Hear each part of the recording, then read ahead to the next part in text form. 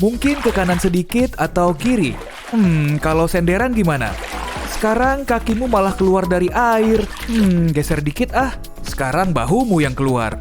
Belum PW, apalagi sekarang lehermu jadi nggak nyaman. Kamu merasa mirip Titan. Kenapa bak mandi ini kecil banget sih? Duh, bak mandi kecil ini bikin kamu kesal waktu mau bersantai setelah lelah bekerja seharian. Tapi ternyata bukan cuma kamu kok. Semua orang juga mengalaminya. Nah, begini ceritanya.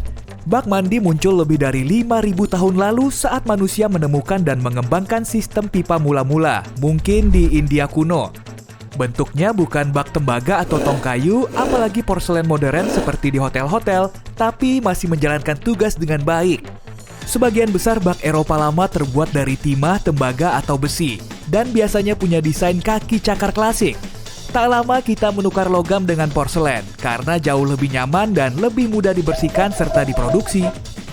Harga bak besar super mahal, jadi ukuran standar di sebagian besar rumah hanya 1 kali 1,5 meter. Ukuran itu bukan cuma agar lebih murah, tapi juga punya tujuan keselamatan. Saat berendam sambil menikmati me time yang santai, kamu mungkin menutup mata, ketiduran, atau terpleset turun sedikit ke air. Karena bak mandi di rumah lebih pendek dari tinggi rata-rata orang, wajahmu tidak berpotensi tenggelam dan kakimu bisa menahan badan. Nah, saat hidup berpacu semakin cepat, mandi santai berjam-jam bisa dibilang sudah dilupakan. Kalau sibuk bekerja seharian, siapa lagi yang sempat bersantai di bak mandi? Padahal mandi seperti ini mungkin membuat kita bekerja lebih optimal, santai, dan produktif. Nanti aku share video ini ke bosku deh sebelum rapat. Doain aku ya teman-teman. Alasan lainnya, memasang bak mandi raksasa itu super duper sulit. Bak harus melewati pintu kamar mandi dulu yang biasanya ada di lantai 2 atau 3. Memasang bak mandi biasa di apartemen perkotaan juga sulit. Selain itu, siapa juga yang rela mengeluarkan banyak uang demi bak mandi besar dan mewah? Ukuran bak mandi standar juga mengikuti budaya. Orang Eropa cenderung lebih suka bak mandi yang lebih besar dibanding warga-warga Amerika. Beberapa memilih bak yang lebih kecil tapi lebih dalam, mirip tong kayu yang biasa digunakan zaman dulu.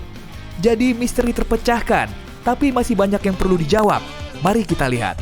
Bagaimana dengan keling logam di celana denimmu? Paku keling dipasang bukan untuk tujuan tren fashion, melainkan dipasang di tempat-tempat strategis tempat celana jeans mudah sobek. Di zaman sekarang kita sering memakai jeans, tapi awalnya celana ini lebih sering dipakai petani, peternak, dan penambang. Jadi produsen harus mencari cara agar semua celana jeans lebih kuat.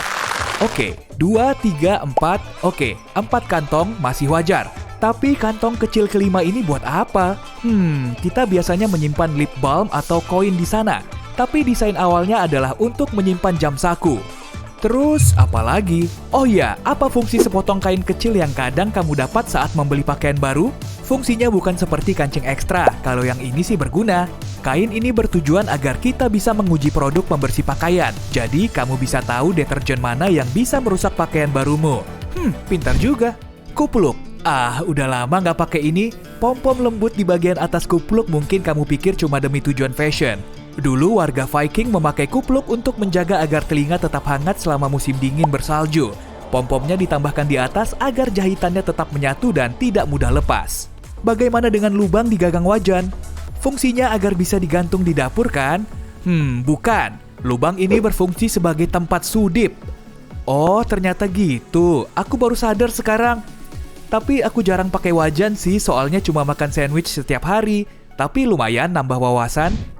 Kaleng soda dilengkapi tab supaya gampang dibuka. Semua orang tahu fungsinya. Dan lubang besar di sana berguna agar jarimu lebih mudah diselipkan ke bawah untuk membuka kaleng. Semua orang juga tahu. Tunggu bentar. Oh, lubangnya juga bisa dijadikan tempat sedotan. Pintar. Selembar plastik atau karet yang ada di tutup botol soda bukan cuma berguna untuk menaruh promo berhadiah. Plastik kecil ini adalah pahlawannya dunia soda.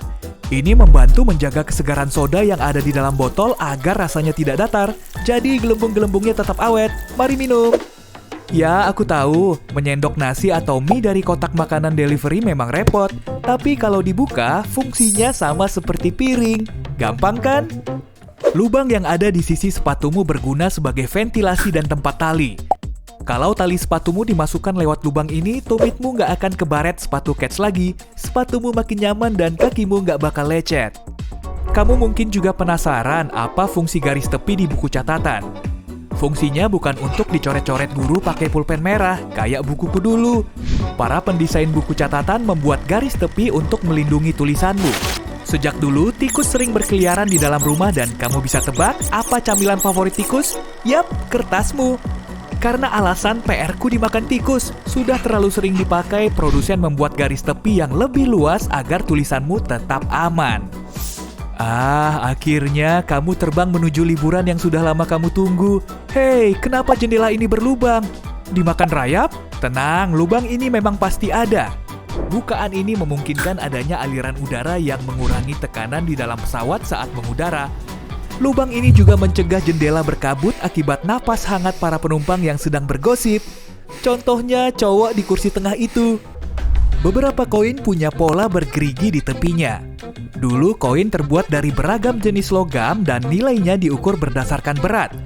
Contohnya 30 gram perak diubah menjadi 1 koin perak.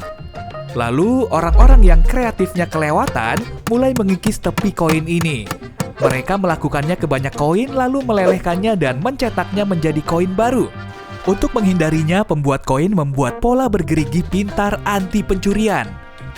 Lollipop biasanya punya lubang kecil di bagian atas gagangnya. Dan fungsinya bukan untuk dijadikan peluit. Tapi emang seru sih, aku sering begitu. Fungsi lubang ini adalah agar permen tidak lepas dari gagangnya. Produsen melelehkan permen dan menuangkannya ke cetakan saat masih panas. Sebagian lelehannya masuk ke lubang kecil ini dan membentuk semacam kait permen. Saat bulu biru di sikat gigimu memudar, artinya kamu harus membeli yang baru. Nah, habis ini dicek ya. Pasta gigi terkadang dihiasi garis warna-warni dan tiap warnanya mewakili fungsi yang berbeda, seperti pemutih, napas segar, dan penguat gusi. Tapi bukan berarti pasta gigi yang semuanya putih tidak punya fungsi yang sama ya. Ini cuma trik dari salah satu perusahaan pasta gigi besar. Bau sepatu baru. Saat mengendusnya, entah kenapa terkadang kita merasa senang. Aroma segar ini sebagian besar berasal dari bungkus gel silika kecil yang ada di dalam kotak. Gel silika menyerap kelembapan dari udara di sekitarnya. Dengan begitu, sepatumu tetap aman, indah, dan kering. Sering mendengar saran yang menyuruhmu memasukkan ponsel basah ke dalam beras? Nah, silika gel punya fungsi yang sama, bahkan lebih ampuh. Jadi jangan dibuang ya, siapa tahu nanti butuh. Cincin juga punya sejarah yang menarik. Tujuan awalnya bahkan bukan untuk gaya. Dahulu bagi para bangsawan, cincin adalah stempel segel. Sementara pemanah menggunakannya untuk melindungi ibu jari dari cedera tali busur. Ternyata banyak gunanya ya dulu.